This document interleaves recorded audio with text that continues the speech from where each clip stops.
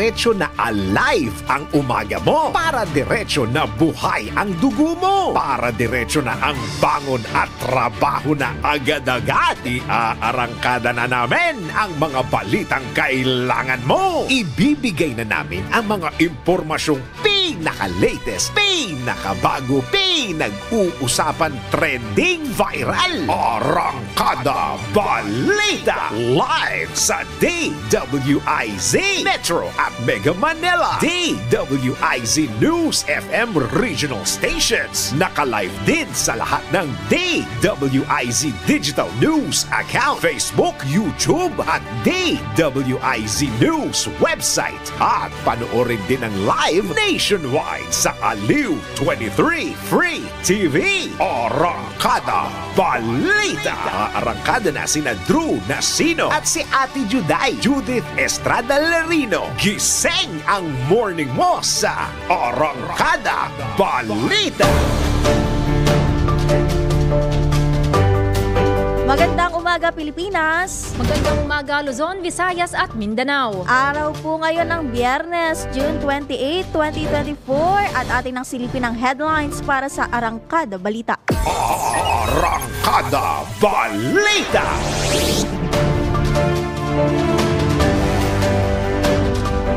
Nangunguna sa ating headlines, sukat ng itlog, lalaki na ngayong taglamig.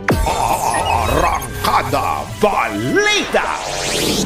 Pangulong Marcos magtatalaga na ng bagong kalihim ng DepEd ngayong linggo. Arangkada Balita! At pagkakakilanlan ni suspended Bambantarlac Mayor Guo tukoy na. Arangkada Balita! Samantala, balita sa ibayong dagat, 3 patay sa bangga ng tren sa Russia. Arangkada Balita! Sa ating balitang pampalakasan, basketball star Ray Parks may bagong kupunan sa Japan Basketball League. Arangkada Balita! Sa balitang showbiz, Kim Molina pangarap nga bang magpasampal kay Charo Santos. Arangkada Balita! At para naman sa ating balitang viral, Dutch model nagpa-exam para makahanap ng boyfriend. 5,000 lalaki tinanggihan. Drew Nasino at si Ate Juday. Arangkada Balita!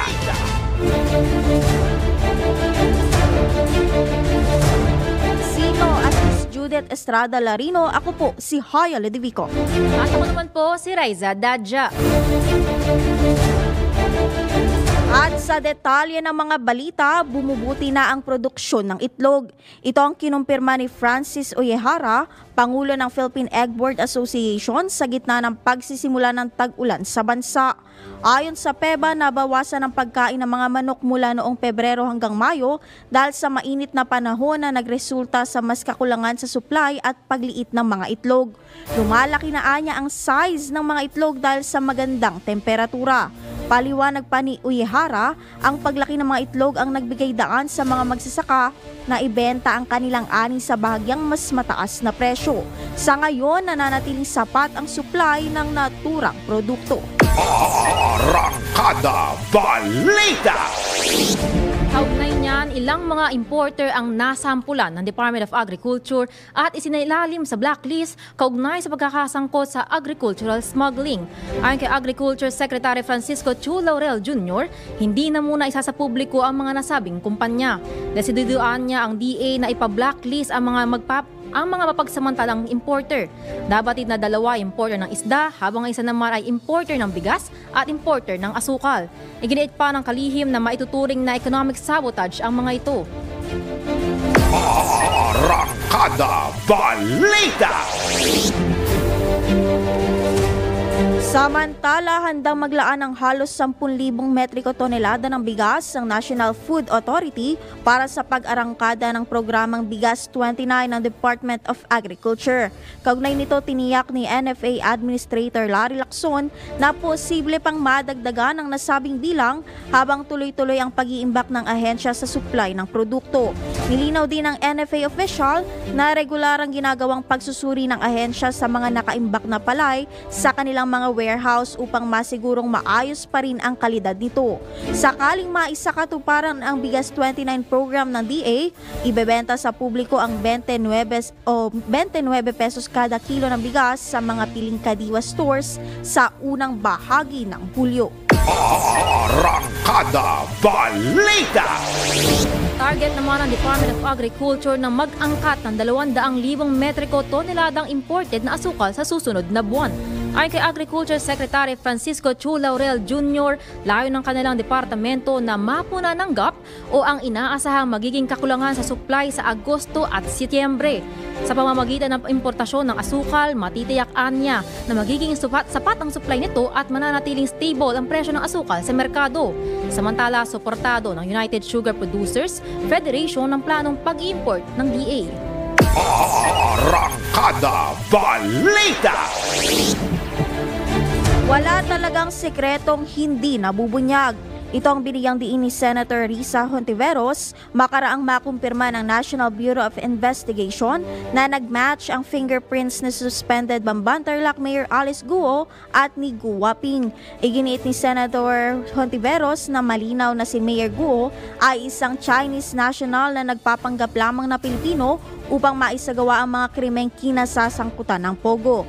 Aniya ang nagmatch na fingerprints ni na Mayor Guo at Guo Ping ang pinakamabigat na ebidensya upang tuluyang mapatalsik sa pwesto ang suspendidong alkalde.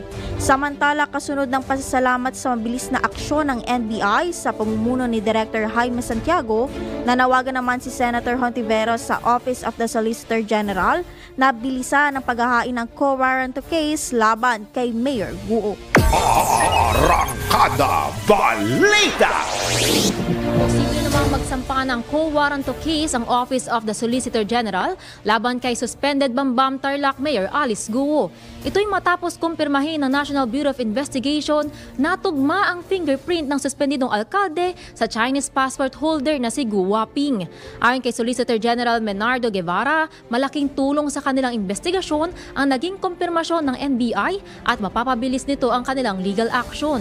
Pagpapaliwanag pa ng Solicitor General kung mapapatunayan na nagsinungaling si Mayor Guo sa kanyang Certificate of Candidacy at iba pang kaugnay na dokumento, posible rin itong masampahan ng kasong kriminal tulad ng perjury o falsification of public documents bukod sa tuluyang pagpapatalsik sa pwesto. Arangkada Balita! Sa kaugnay pa rin na balita, hinamon ni Senator Joel Villanueva ang PAGCOR o Philippine Amusement Gaming Corporation na patunayang seryoso sila sa pagtupad sa mandato na i-regulate ang lahat ng uri ng online gaming sa bansa. Iginit ni Senator Villanueva na kung ginagampanan ng maayos ng PAGCOR ang kanilang tungkulin ay hindi nahahayaan ng mga ito na maulit ang pagkakaroon ng illegal na operasyon ng mga POGO licensee. Tinukay ng senador ang mga POGO hub na ni-raid sa Tarlac at Pampanga na kapwa may mga dating lisensya mula sa PAGCOR subalit na sangkot sa mga iligal na gawain. Kasabay nito, hinimok ng mambabatas ang PAGCOR na imbestigahan ang lahat ng uri ng online gambling na madaling ma-access ng kahit na sino sa pamamagitan ng mobile device. Nanawagan din si Senator Villanueva sa mga kapwa mambabatas na madaliin na ang pagpasa sa Senate Bill No. 1281 na nagsusulong ng pagbabawal ng lahat ng uri ng online game o gambling. Arangkada Balita! Posibleng sampahan ng kaso ang mga nasa likod ng pag-i-issue ng birth certificate ni suspended Bamban-Tarlac Mayor Alice Guo kung mapapatunayan na pineke o may anomalya rito. Ito ang tiniyak ni Justice Spokesperson at Assistant Secretary Miko Clavano at binigyan diin na tinitingnan na rin ng DOJ ang issue sa mga pekeng government IDs at iba pang dokumento na nakumpiska sa mga sinalakay na POGO hubs. Kaugnay nito, nilinaw ni ASEC Clavano na hindi makakaapekto sa reklamo laban sa alkalde ang pagpapakansela sa birth certificate ito dahil ibang usapin ng birth certificate mula sa reklamong human trafficking na inihain laban sa kontrobersyal na mayor. Arangkada Balita! Sa kaugnay pa rin na balita, sasagutin ng kampo ni suspended Bamban-Tarlac Mayor Alice Guo ang lahat ng alegasyon laban sa alkalde kabilang ang sinasabing identity theft sa tamang forum. Ito ang giniit ni Attorney Stephen David, abogado ni Mayor Guo, bagamat hindi itinanggi o kinumpirma ng kampo ng alkalde ang dokumento mula sa National Bureau of Investigation na ipinapakita ang litrato ng isa pang babae na may pangalang Alice Leal Guo na may kaparehong impormasyon sa lider ng Bamban Tarlac. Ayon kay Attorney David, maaaring namanipula ang dokumento sabay giit na hindi maiiwasan ang mga Photoshop. Dagdag pa ni Attorney David, napakaaga pa para magkomento sila hinggil sa kontrobersyal na larawan. Arangkada Balita! Sa Court of Appeals ang kampo ni Bamban Tarlac Mayor Alice Guo kaugnay sa 6 months preventive suspension nito. Ito'y matapos ibasura ng Office of the Ombudsman ang bid ng mga ito kaugnay na naturang suspensyon. Ayon kay Attorney si Stephen David, Legal Counsel ni Mayor Guo, bagamat iginagalang nila ang desisyon ng Ombudsman, iakyat nila ang kanilang appeal sa CA para mapag-aralang mabuti kung tama ba ang naturang desisyon ng Ombudsman. Matatandaang sinuspinde ng Ombudsman ang alkalde at 2 iba pang mga lokal na opisyal sa gitna ng investigasyon sa umano'y koneksyon ni Mayor Guo sa sinalakay na Pogo Hub sa Bamban Tarlac. Arangkada Balita!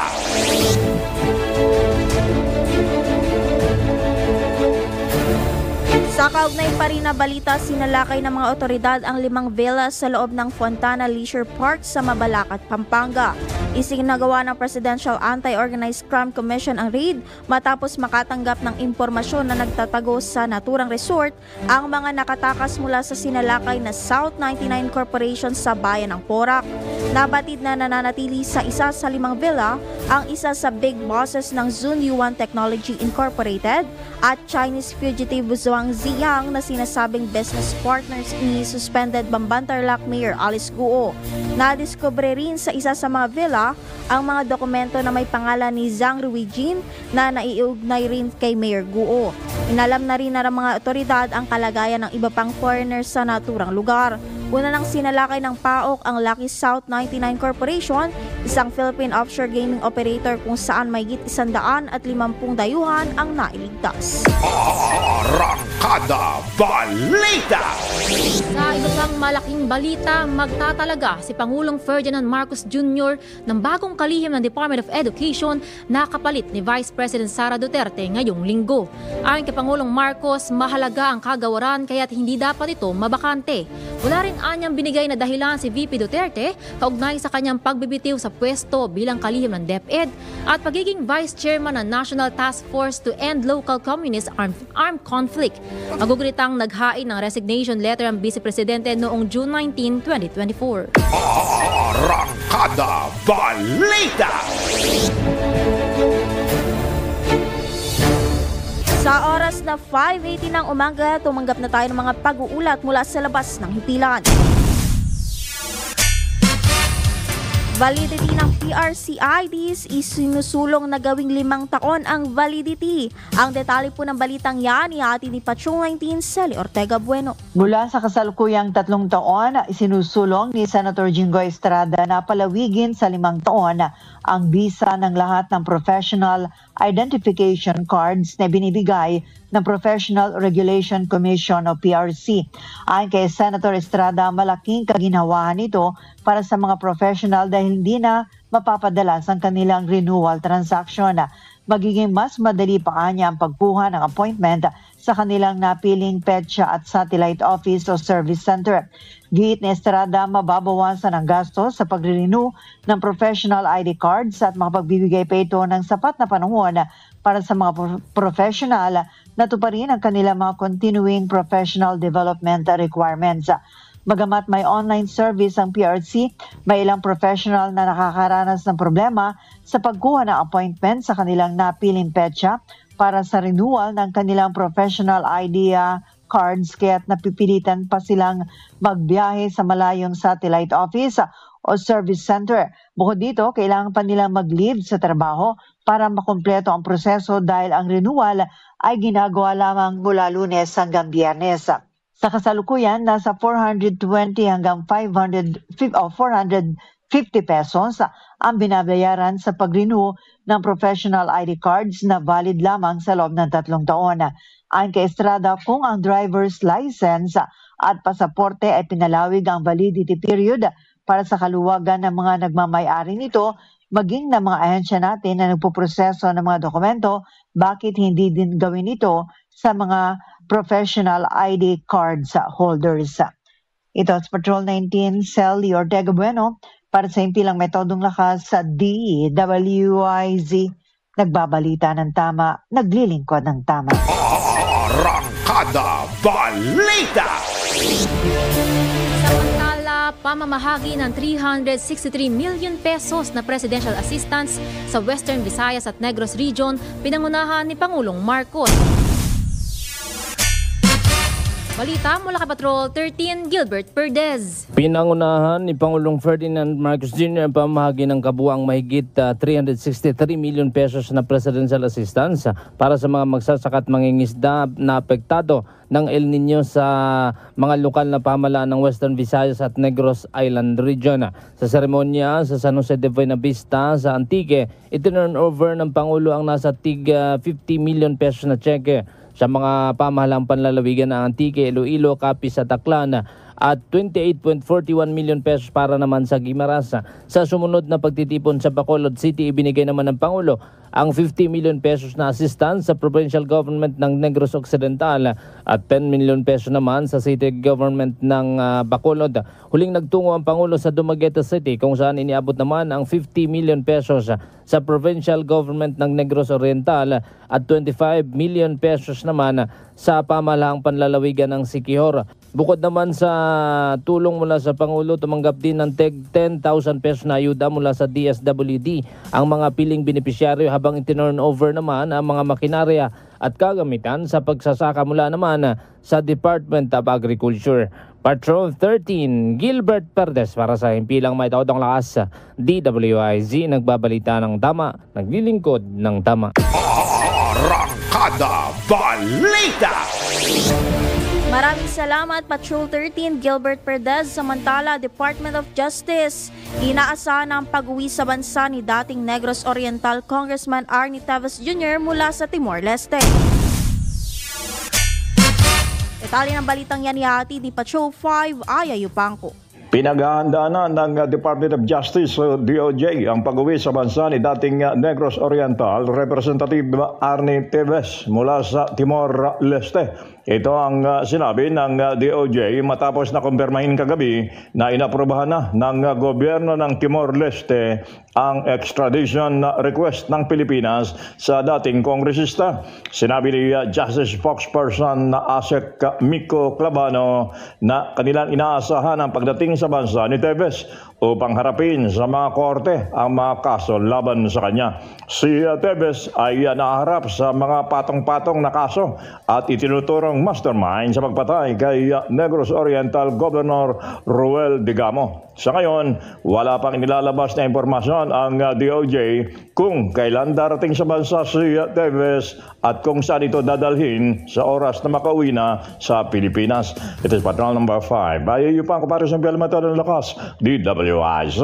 Nagbabalita ng tama, naglilingkod ng tama. Arangkada Balita!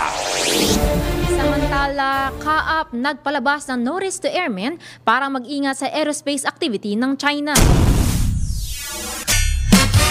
Detalye ng balita mula kay Patrol 45, Raul Esperas. Nagpalabas ng Notice to Airmen ang Civil Aviation Authority of the Philippines o CAAP kaugnay ng aerospace flight activity na sinagawa ng China. Layunin ng CAAP na magpalabas ng NOTAM na impormahan ang mga commercial pilot na umiwas sa aerospace flight activity ng China na pumasok sa lugar o area of jurisdiction ng Pilipinas, kung kaya dapat sa base sa NOTAM o Notice to Airmen ay merong specific na longitude at latitude na ibinigay ang CAAP na pawang mga pasok sa bahagi ng Area of Responsibility ng Pilipinas. Gayunpaman, tatagal ang notice to airmen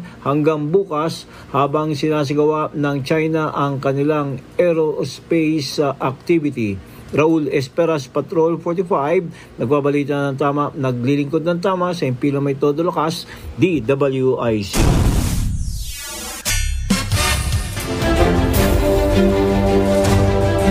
Maraming salamat Patrol 45 Raul Esperas at magbabalik po ang Arangkada Balita makalipas lamang ang ilang sandali. Ang oras 5:26 ng magandang umaga. Arangkada Balita! At muli pong nagbabalik ang Arangkada Balita at sa ngalan pa rin po ni Drew Nasino at Miss Judith Estrada Larino. Ako po si Hoya Ledivico. Ako naman po si Raiza Dadja. Arangkada Balita! Sa pagpapatuloy ng ating mga balita, nakiisang Pag-ibig at iba pang ahensya ng gobyerno sa pagsuporta sa Love for All program ni First Lady Luis Araneta Marcos sa Mandaluyong College sa Mandaluyong City. Ito'y bilang pagsisikap para mabigyan ng social at medical services ang mga komunidad sa buong bansa. Dinala ng Pag-ibig sa pangunguna ni Chief Executive Officer Marilyn Acosta ang lingkod Pag-ibig on Wheels nito para tulungan ang mga miyembro nito sa kanilang registration, cash loan, housing loan applications, paglalabas ng Pag-ibig Loyalty Plus cards at iba pa. Giit ni CEO Acosta, committed sila para matiyak na magagamit ng mga miyembro ang kanilang mga programa at serbisyo. Arangkada Balita! Kaugnay ng balitang yan, dumalo ang Philippine Charity Sweepstakes Office sa pangunguna ni General Manager Robles sa Love for All Caravan sa Subic Bay Exhibition and Convention Center. Nasa caravan din sina Board Directors Jennifer Leongson Guevara, Janet De Leon Mercado at retired Judge Felix Reyes. Kaugnay nito na mahagi ng 100,500 na charitimba o food buckets ang PCSO para suportahan ang lokal na komunidad at mamahagi ng agarang tulong sa mga nangangailangan. Maliban sa food packs, namigay ang PCSO Zambales Branch sa pangunguna ni Branch Manager Pierre Ferrer ng libreng lotto tickets sa mga dumalo sa caravan. Arangkada Balita! Sa oras na 5:35 ng umaga, muli tayong tumanggap ng mga pag-uulat mula sa labas ng himpilan. Distribusyon ng 12 billion pesos cash assistance, target matapos sa Setyembre. Ang detalye po ng balitang yan ni Patrol 38, Jen Patrolya. Inaasahan ng Department of Agriculture na makukumpleto na sa Setyembre ang distribusyon ng 12 billion pesos cash assistance para sa mga magsasaka. Ayon kay Agriculture Secretary Francisco Chu Laurel, ang nabanggit na halaga ay bahagi ng 20 billion pesos na sobrang taripang nakolekta ng gobyerno noong nakaraang taon na mula ito sa 3.6 million metriko tonelada ng imported na bigas. Matatanda ang umabot sa 30 billion pesos ang nalikom na taripa ng bigas mula sa imported rice. Nakasad sa batas, maaaring gamitin ng gobyerno ang nakolektang taripa na lapis na sa 10 bilyong piso para sa iba't ibang programa gaya na lamang ng cash assistance, land titling at dagdag insurance para sa mga magsasaka. Patrol 38, Jen Patrolya, nag-uulat para sa himpilang may todong lakas DWIC. Nagbabalita ng tama, naglilingkod ng tama. Arangkada Balita! Samantala, trabaho para sa Bayan Plan magiging susi sa paglikha ng 3 milyong trabaho hanggang sa taong 2028 ayon kay Pangulong Marcos.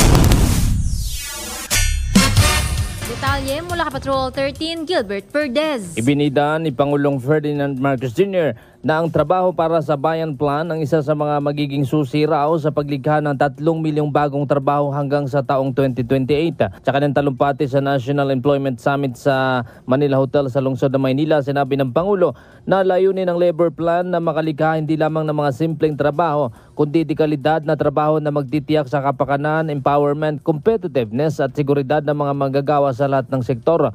Ayon sa Labor Force Survey noong June 6 ng taong kasalukuyan, karamihan down sa labor statistics ay bumuti mula April 2023 hanggang 2024. Tumaas din ang employment rate ng bansa mula sa 95.50% hanggang 96%.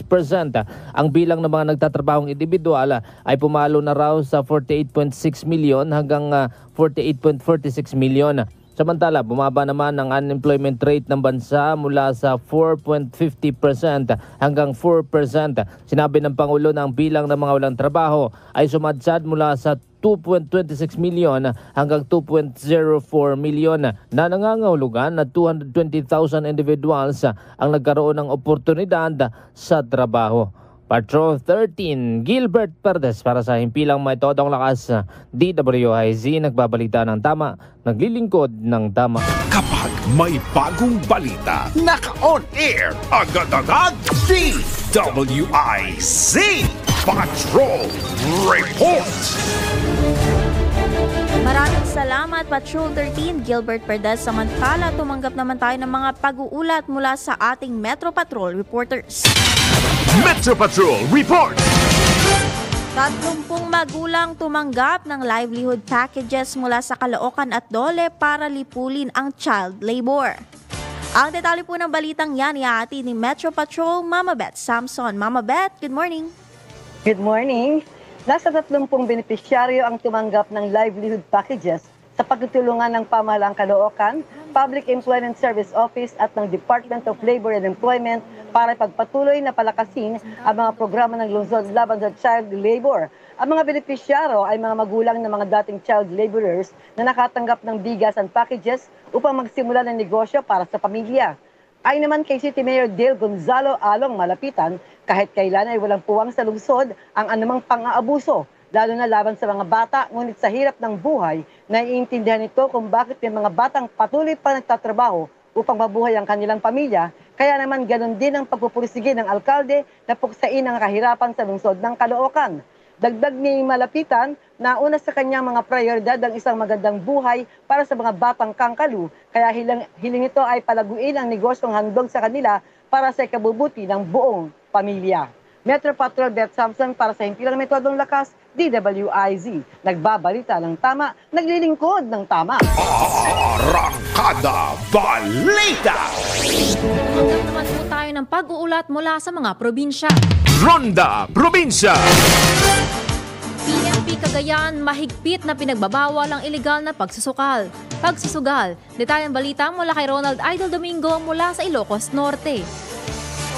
Mahigpit na pinagbabawal ng Cagayan PNP sa ilalim ng pangangasiwa ng Provincial Director Police Colonel Julio S. Gorospe Jr. ang ilegal na pagsusugal sa kanyang nasatakupan. 4 na mga individual ang naresto dahil sa aktibidad. Batay sa ulat, ang 4 na ito nasa tamang mga edad at residente sa bayan ng Sanchez Mira, Cagayan. Lumalabas sa isinigawang investigasyon na nakatanggap ng impormasyon ang Sanchez Mira Police Station mula sa isang concerned citizen na may nangyaring illegal na sugal sa isang barangay ng nasabing lugar na agad naman dinalidate ng mga operatiba ng Himpilan. Nahuli ang 4 na suspect matapos maaktuhan ang mga ito na naglalaro ng pepito. Nakumpiska mula sa mga suspect ang isang set na blue playing cards at bet money na nagkakalaga ng 1,000 piso. Ang pagdodokumento sa mga nakumpiskang ebidensya ay ginawa sa lugar ng insidente sa presensya ng mga suspect at sinaksihan ng barangay Kagawad sa naturang lugar. Ang manarastong suspect at ang mga nakumpiskang ebidensya ay dinala sa police station para sa dokumentasyon at tamang disposisyon.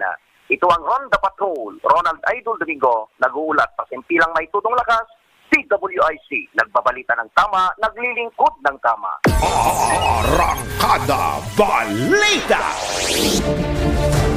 Maraming salamat, Ronald Idol Domingo mula dyan sa Ilocos Norte. Samantala sa iba pa po nating mga balita, Nanawagan ng Department of Education kay Pangulong Ferdinand Marcos Jr. na piliin ang kalihim na prioridad na mapaunlad ang kalidad ng edukasyon sa bansa.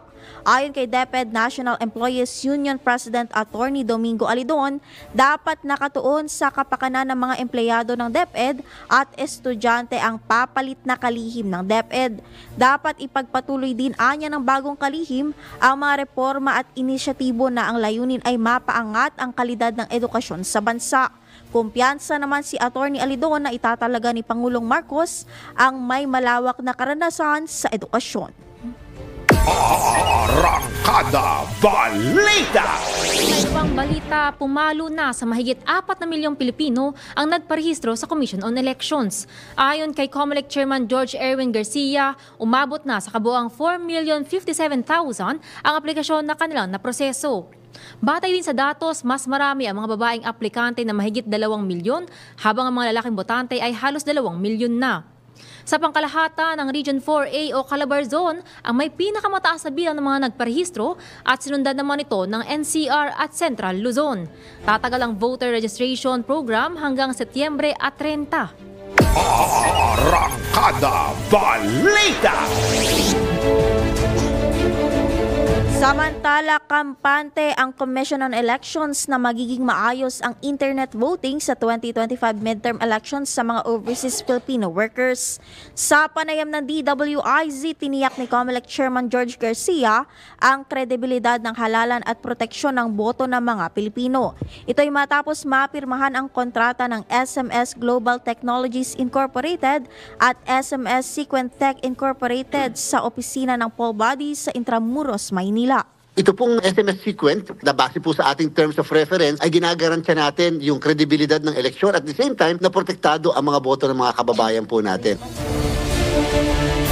Ayon kay Chairman Garcia, mataas ang kalidad ng seguridad ng nanalo sa bidding sa internet voting, sabay pagtitiyak na patuloy ang kanilang monitoring sa cyber attack dahil hindi maaring makompromiso ang boto ng mga Pilipino. Nagkaroon kami ng bidding, yan pong nanalong ay, ayun po naman actually lahat na nag-participate ay nag-qualify naman po sa mga ganyan sa issue ng security, subalit ito po, itong nanalo, mas mataas po yung quality ng kanilang security, pero siyempre patuloy pa rin po kami when it comes to cyber attack, when it comes to cybersecurity, yan po ay patuloy dapat ang ating pag-aaral, monitoring at pag-advance ng ating kaalaman sapagkat siyempre nga po hindi pa pwedeng makompromise yung lalo na ang boto ng mga kababayan natin. Dagdag pa ng poll body kung magiging matagumpay ang pagboto online ng mga OFW, posibleng gawin din ito sa loob ng Pilipinas para sa mga senior citizens at persons with disabilities sa mga susunod na panahon. Kapag ito'y naging successful at napatunayan natin talagang protected ang boto, at the same time credible, at the same time mas maayos, mas mabilis din, ay pwede natin itong gamitin dito sa ating bansa sa mga senior citizens at saka sa mga PWD sa mga susunod na panahon pa naman. At yan po ang tinig ni COMELEC Chairman George Garcia sa eksklusibong panayam ng DWIZ. Arangkada Balita! Samantala, tumanggap po na tayo ng report mula kay Louie Angeles, bagong government center sa lungsod ng San Jose del Monte, Bulacan, pinasinayaan na. Tayong balita mula kay Louie Angeles mula sa Bulacan. Louie?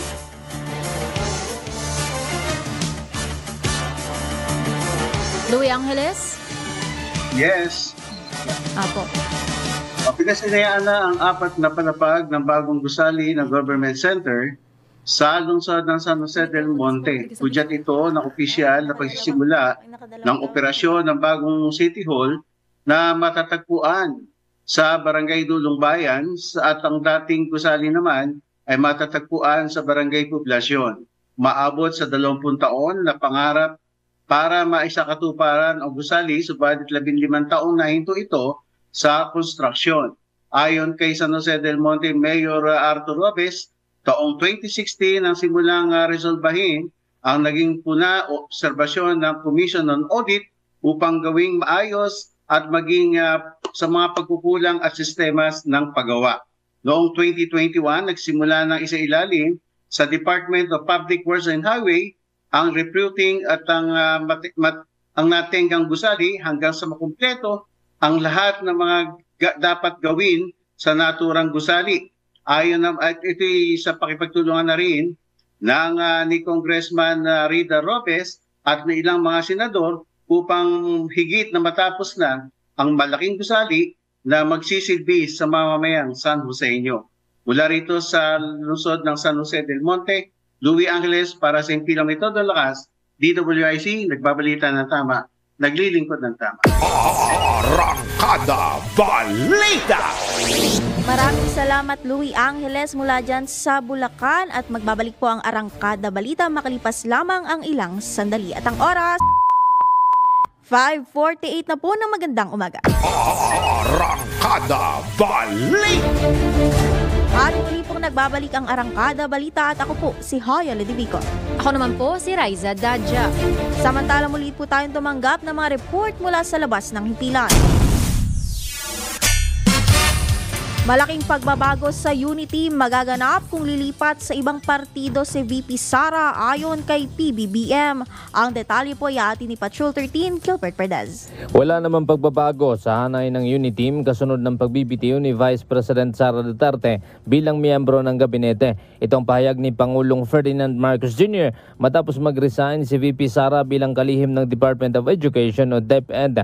Ganun pa man, sinabi ng Pangulo na maaari na magkaroon ng pagbabago sa Uniteam at ito'y depende pa rin sa magiging tindig ng pangalawang Pangulo pagsapit ng eleksyon. Partikular na sinabi ng Pangulo kung papanig ba ang pangalawang Pangulo sa administrasyon o sa oposisyon. Sa ngayon ayon sa Presidente ay wala pang pagbabago sa partido at tuloy-tuloy pa niya ang pakipag-alyansa sa iba pang political party. May alyansa na rin niya ang Partido Federal ng Pilipinas sa lakas at magkakaroon pa ng alyansa sa Nationalist People's Coalition at National Unity Party sa hinaharap. Patrol 13, Gilbert Perdez para sa Himpilang Metodong Lakas. DWIZ nagbabalita ng tama, naglilingkod ng tama. Kapag may bagong balita, naka-on air agad-agad. DWIZ Patrol Report. Mga balitang dapat alam mo kahit sa labas ng bansa. DWIZ Balita sa ibang bansa. 3 katao ang patay habang 40 iba pa ang sugatan matapos ang banggaan ng van na tren sa Russia. Batay sa ulat, ang nasabing tren ay may sakay na mahigit na 200 katao. Nangako naman ang Russian Railways na mag-aabot ito ng tulong pinansyal sa mga pamilya ng biktima. Kasalukuyan pang inaalam ang sanhi ng aksidente. Sa mundo ng palakasan, ang latest malalaman sa DWIZ Sports News. Lumipat na ng koponan sa Japan B-League ang Filipino basketball star na si Bobby Ray Parks Jr. Matapos magtala ng average point na 8.8, 3.7 rebounds at 2.2 assists kada laro para sa Nagoya Dolphins, nagdesisyon ng Filipino import na lumipat sa Osaka Evesa. Ayon kay Parks, excited na siya sa panibagong yugto ng kanyang basketball career. Kinalala naman ng Osaka si Parks bilang Special Asian Player. Ito na ang latest, bagong-bago, fresh na fresh, DWIZ Showbiz News. Eto na nga partner, tila bet daw magpasampal ng aktres at singer na si Kim Molina sa award-winning actress at ABS-CBN boss na si Charo Santos Concho kahit pa walang batuhang lines. Ito'y matapos lumabas ang eksena sa action drama series na FPJ's Batang Quiapo kung saan makikita si Charo Santos bilang Tindeng at kinaladkad at pinagsasampal si Mercedes Cabral bilang si Lena. Sa eksena, makikitang galit na isinugod ni Tindeng si Lena na natutulog at nakahiga pa sa kanyang kama sa loob ng kanyang kwarto. Matapos ang mainit na eksena, ibinahagi naman ni Charo ang ilang mga larawan nila ni Mercedes habang magkayakap sila. Get all caps comment ni Kim Molina, pangarap ko rin pong masampal mo please. Sagot naman ni Charo, grabe siya. Arangkada Balita! Samantala sa balitang viral, isang Dutch model ang nagpa-exam para makahanap ng boyfriend. Dahil dito, nakatanggap ang kilalang si Vera Dickman, 27 anyos, ng 5,000 na tugon sa nag-viral niyang pa-exam sa mga nagbabalak manligaw sa kanya, ngunit tinanggihan niya ang mga ito. Kabilang sa tanong ng Twitter Tanong sa Twitter o X account, full-time na trabaho kung may kotse at kung ilan ang ex-girlfriend.